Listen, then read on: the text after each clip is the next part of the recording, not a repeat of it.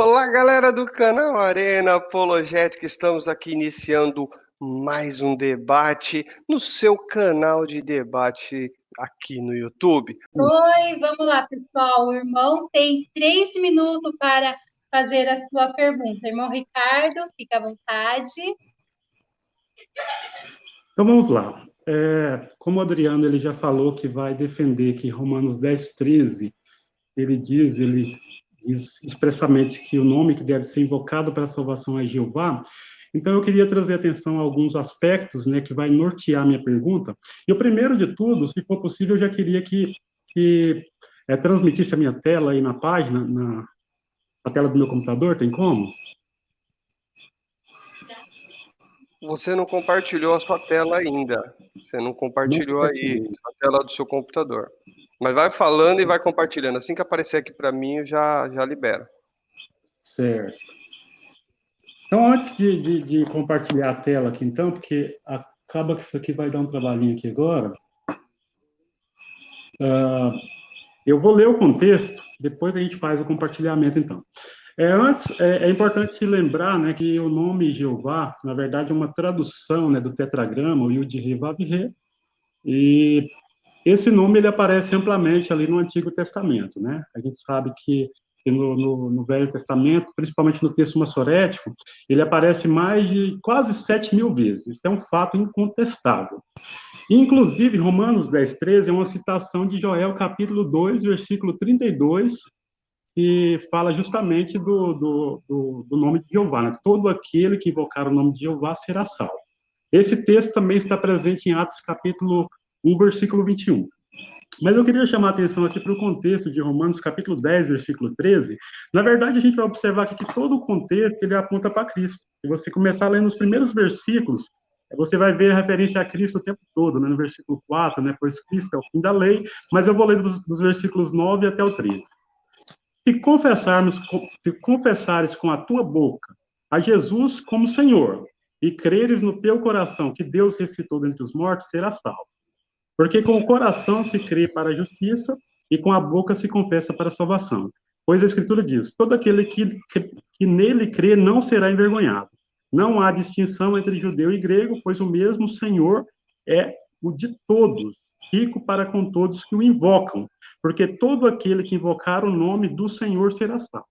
Então, o versículo 9 falou que aquele que declarar, que confessar Jesus como Senhor é o que será salvo. O versículo 11, ele diz que todo aquele que nele, em Jesus, crê, não será envergonhado. O versículo 12 diz que o mesmo Senhor é Senhor tanto do gentio como do judeu. Então, logo, o versículo 13, é claro que é uma referência ao Senhor Jesus. Embora na tradução do Novo Mundo vai aparecer o nome Jeová, esse nome não aparece nos manuscritos gregos existentes. Então, a minha pergunta é, você pode me dar um exemplo bíblico no Novo Testamento dos cristãos invocando o nome de Jeová, Adriano? Amém. Deus abençoe. Irmão Adriano, entendeu a pergunta? Sim, entendi perfeitamente.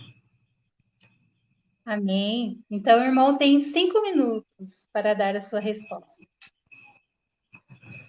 Bom, na verdade, a minha resposta já está dentro da própria pergunta. Ela foi uma pergunta que já deveria acabar o debate aqui. Por quê? Quando o Ricardo Guerra cita Romanos 10:13,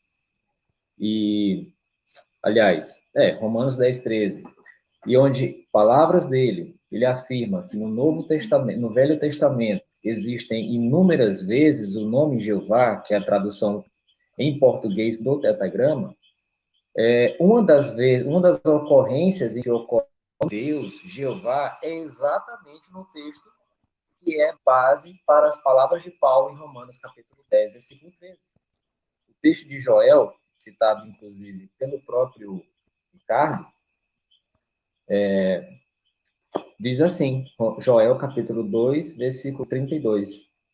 E todo aquele que invocar o nome de Jeová será salvo. Então, esse texto está escrito exatamente da mesma forma em hebraico.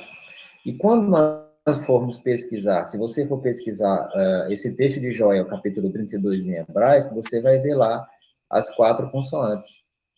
Yud, He, Vav, He. obviamente junto com as vogais Shevá, Rolam, Kamá. Então, o texto que Paulo cita em Romanos 10:13 é esse texto de Joel, capítulo 2, versículo 32. Sendo assim, nós inclusive conseguimos imaginar o apóstolo Paulo pecando contra Deus?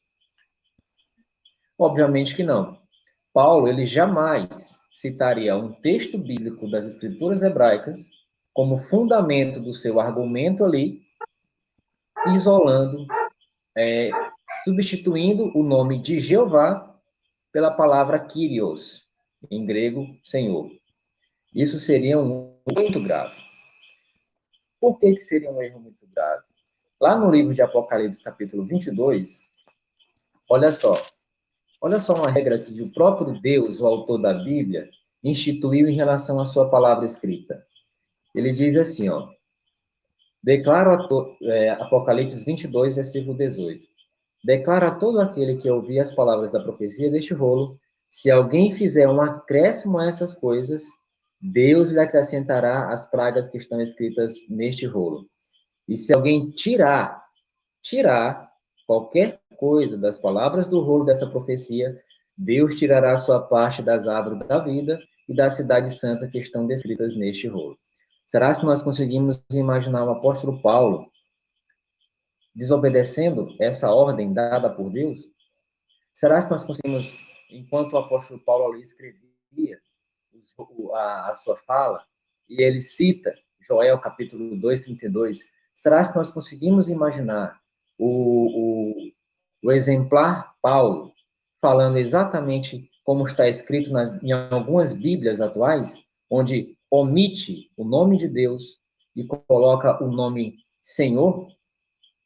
Certamente Paulo não se atreveria a cometer esse pecado, uma vez que se ele tivesse feito isso, Paulo teria, obviamente, perdido a sua salvação. Será que nós entendemos isso? Agora, respondendo diretamente à pergunta do Ricardo, a resposta está aqui, no livro de João, capítulo 17, e o versículo 6. Você pode até acompanhar na sua Bíblia aí. Você pediu um exemplo de alguém invocando o nome de Deus? João 17, 6. Jesus diz assim, tornei o teu nome conhecido aos homens que me destes do mundo. Eles eram teus e tu os destes a mim, e eles obedeceram a tua palavra. Jesus tornou conhecido o nome de Deus. Será que ele tornaria conhecido o nome de Deus sem pronunciar esse nome? Obviamente que não. A palavra invocar significa chamar em auxílio, pedir ajuda a alguém. Jesus, diversas vezes, ao orar para Jeová, citou o nome de Jeová. Ele rogava, implorava, invocava a Jeová. E certamente, uma vez que o próprio Jesus Cristo fala que tornou o nome de Deus conhecido, é claro que saía da boca de Jesus o nome de Deus em hebraico, o nome de Deus em grego e em qualquer outra língua que Cristo Jesus falasse. Certamente, Jesus tornou o nome de Deus conhecido. E os homens que pertenciam a Jesus, os apóstolos, conheciam esse nome. E nos seus escritos, escreveram Amém. esse nome. Amém. Deus abençoe, irmão Adriano. Vamos lá. O irmão tem 5 minutos, irmão Ricardo. Fique à vontade para a sua réplica. Obrigado, Adriano, pela sua resposta, mas infelizmente você não respondeu a pergunta. Eu pedi um exemplo dos cristãos invocando o nome de Jeová no vocativo. Você fez uma citação, eu não citei vocativo, mas eu estava, obviamente, falando, né, um exemplo que mostra os cristãos no Novo Testamento invocando o nome de Jeová. Você fez referência aí a João 17,6, eu até separei uma sentinela, agora tem como colocar a tela aí, colocou, né? Então tem aí a sentinela, você já falou que não é testemunho de Jeová no debate anterior, mas como você está defendendo um ensino bem semelhante, você está usando a tradução do Novo Mundo, então eu acho que eu posso usar a sentinela aqui sem problema. Então a sentinela de 73, 1/11, a partir da página 641, estou aqui no próprio site oficial, wall.jw.org, ele justamente cita João 17,3 e diz o seguinte, O nome de Deus é também importante para Jesus Cristo. Pouco antes de sua morte, ele orou: Tenho feito manifesto o teu nome aos homens que me deste do mundo. Vigiei sobre eles por causa do teu próprio nome que me deste, e eu lhes tenho dado a conhecer o teu nome e hei de dar a conhecer. Então veja que o versículo foi citado na íntegra. Agora a gente continua aqui o comentário da revista sobre esse texto. Olha o que ela diz.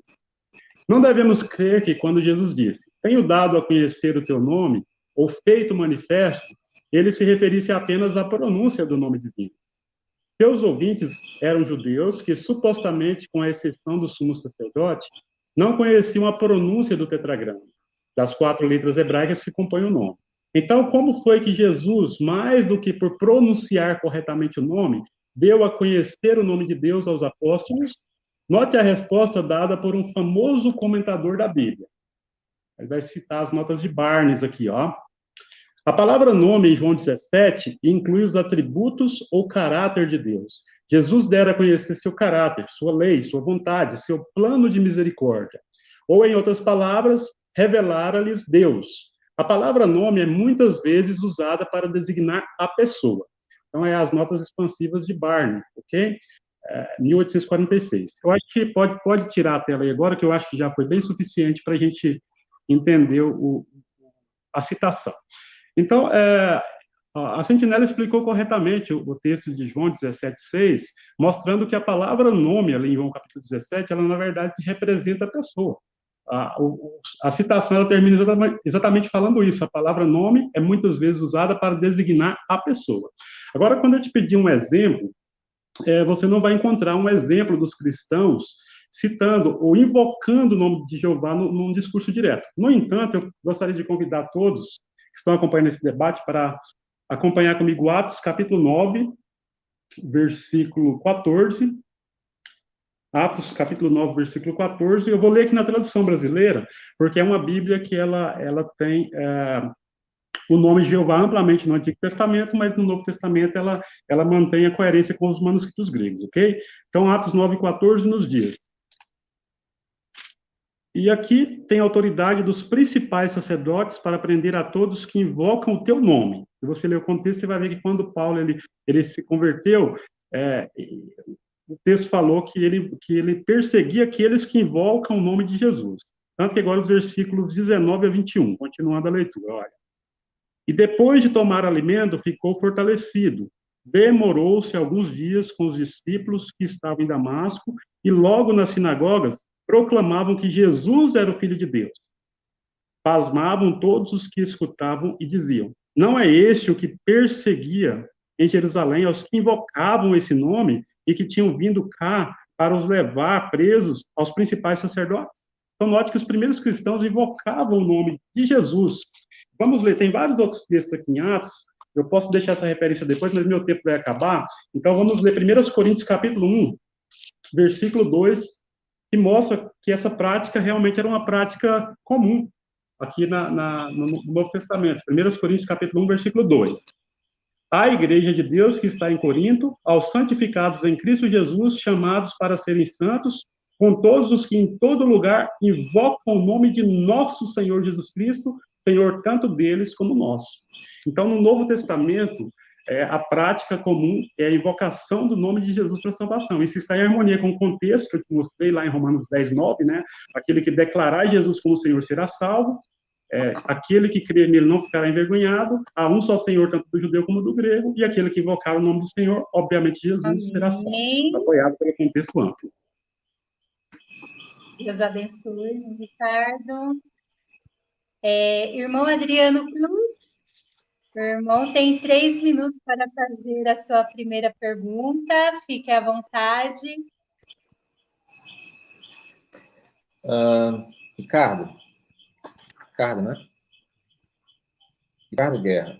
Ricardo, a Bíblia, ela, não sei se é do seu conhecimento, mas olha só o que diz aí na tua Bíblia, no livro de Lucas, capítulo 2, versículo 30. A minha pergunta, ela tem base nesse versículo.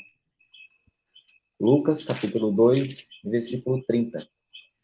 Os evangélicos e os demais, aqueles que, na verdade, dão uma ênfase superlativa, suprema a Jesus Cristo, eles esquecem do Pai. Isso é fato. Temos sim que, obviamente, prezar por quem Jesus Cristo é e por quem ele representa. Mas será se nós não estamos colocando Jesus Cristo numa posição em que ele não está? Por exemplo, os evangélicos, eles entendem a base da teologia de que Jesus Cristo ele é o Salvador. E que além de Jesus Cristo não existe ninguém mais que possa salvar. Somente Jesus é o Salvador. Certo? Então, é o seguinte, sendo isso verdade, que não é, né? Existe mais gente aí envolvida no plano de salvação da humanidade, que não é exclusivamente Jesus Cristo, existem dois pontos que eu preciso que você leve em consideração. Primeiro, eu gostaria que você, de forma honesta, explicasse para nós qual é o significado do nome Jesus Cristo. O que significa o nome Jesus? Enquanto você estiver discorrendo em relação a ao significado do nome Jesus, né, Yeshua, em hebraico, você tenha em mente as palavras de Simeão. Olha só o que aconteceu aqui. Lucas, capítulo 2, versículo 30. O texto diz assim, em relação a Jesus Cristo: pois meus olhos viram teu meio de salvação. Se você ler o contexto, você vai ver aqui que é Simeão orando a Jeová, e orando a Jeová, ele diz essas palavras. Ele está chamando Jesus Cristo aqui de Salvador ou de meio de salvação? Obviamente, como está escrito lá no texto, lá em grego, nós vamos encontrar aqui que Cristo Simeão está se referindo a Jesus Cristo como meio de salvação. Eu gostaria que você explicasse para nós o significado do nome Jesus Cristo e em que sentido Jesus Cristo ele pode ser o Salvador e, ao mesmo tempo, o meio de salvação dado por Jeová Deus. Amém, irmão Adriano. Irmão Ricardo Guerra. O irmão entendeu a pergunta? Sim. Amém. Então, o irmão tem 5 minutos para a sua resposta. Fique à vontade. Então, eu acho que aqui nós não vamos discordar muito não, Adriano, porque o nome de Jesus significa Yah, ou Já é salvação, em hebraico, né? Então, o nome do próprio Pai, o tetragrama, ele está embutido no nome de Cristo. Então, não tem nenhum problema em dizer para você que aquele que invoca Jesus, ele invoca também ao Pai. Isso é uma das coisas que eu até pretendia defender aqui nesse debate, né? Então, Jesus, de fato, é o meio de salvação provido por Deus. Isso aí nós não vamos ter nenhum problema em relação a isso. Então, ao mesmo tempo que Jesus ele é Salvador, ele também é aquele aquele pelo meio de qual Deus salva a humanidade. E aí vamos ler alguns textos, né, para ajudar a gente a contextualizar. Vamos começar aqui com Atos capítulo 10, versículo 11 e 12.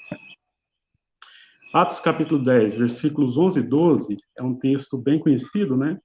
E ele diz o seguinte, não é 10, é 4. Eu vou ler o 10 também, mas me confundi aqui, desculpa. Atos capítulo 4, versículos 11 e 12.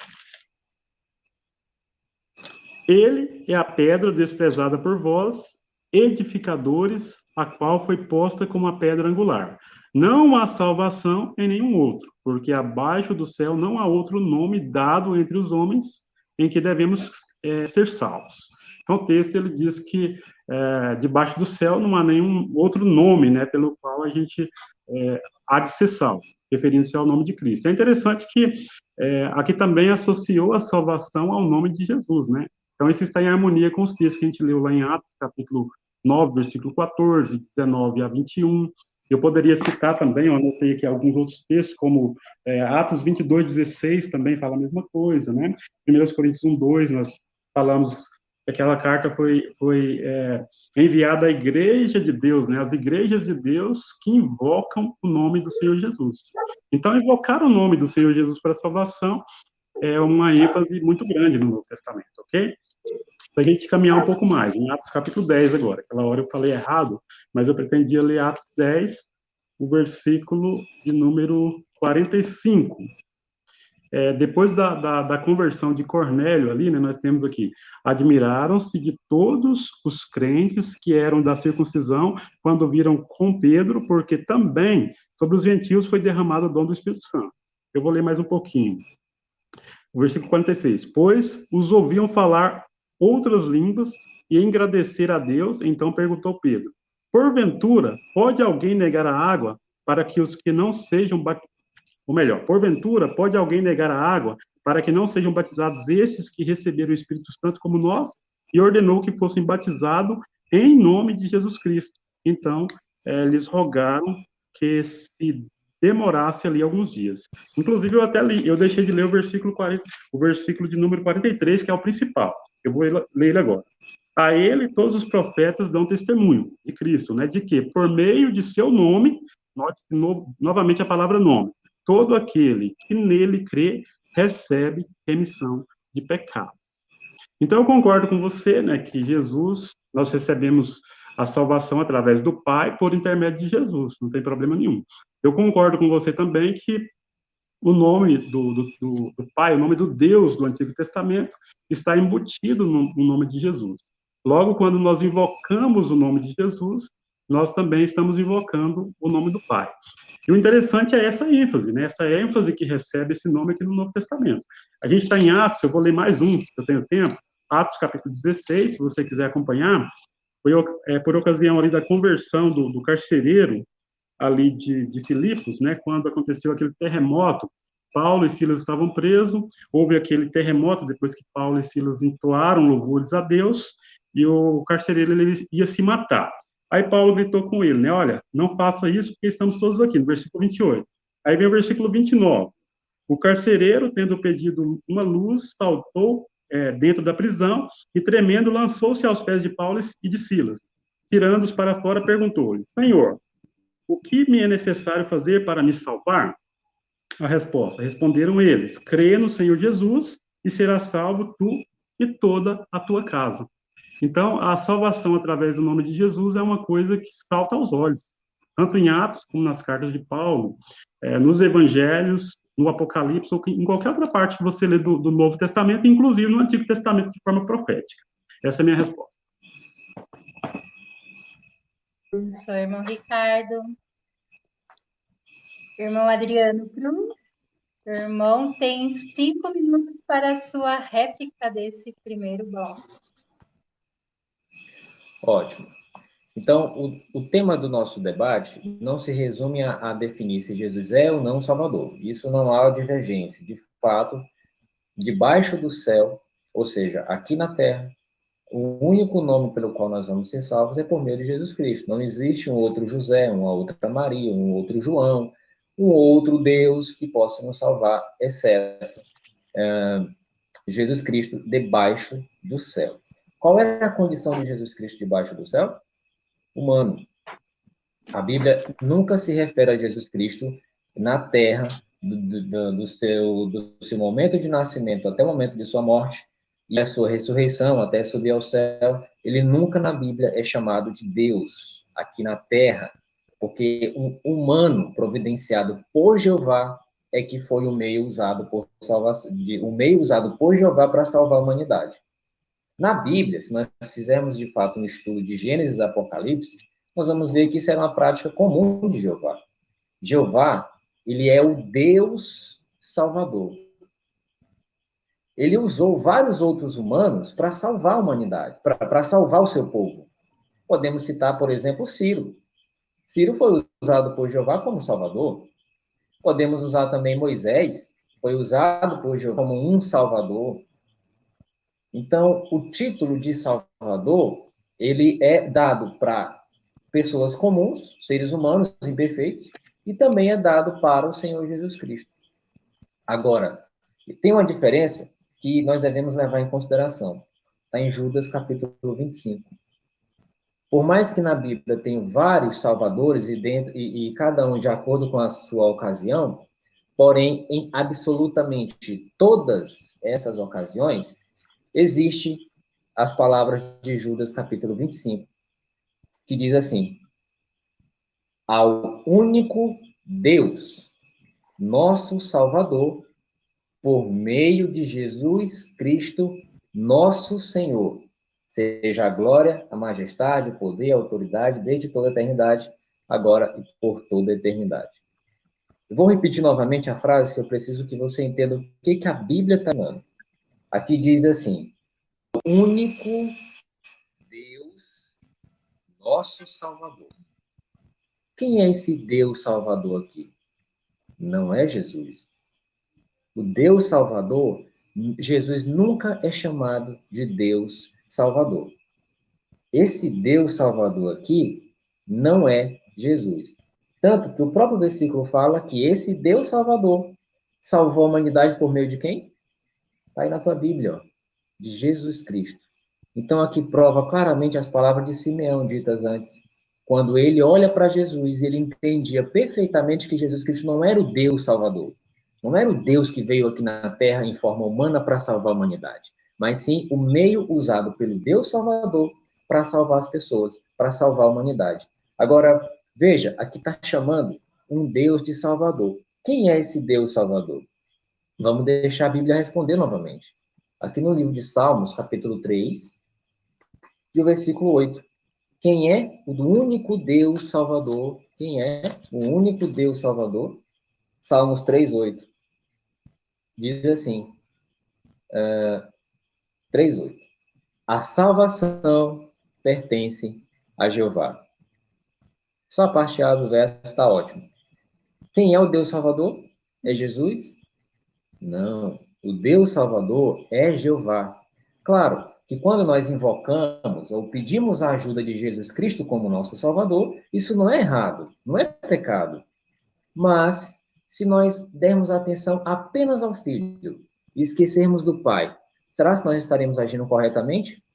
Será se nós não atribuímos a nossa salvação também àquele que criou o plano de salvação para a humanidade, nós estaremos, obviamente, cometendo um erro. Porque a própria Bíblia diz que quem tem um filho tem que ter o pai. E quem tem o pai tem um filho. Só que não é isso que nós vemos nas religiões hoje. Veja que eles adoram ao filho e dão exclusivamente a posição de salvador apenas ao filho. Se você for em qualquer culto, raramente você vai ouvir o nome de Deus. Por quê? Porque lá eles estão adorando aquele Deus que não é para ser adorado, que é Jesus. E os apóstolos entendiam perfeitamente isso. É por isso que eles invocavam o nome de Jeová. E é o nome de Jeová escrito por Paulo em Romanos 10, 13.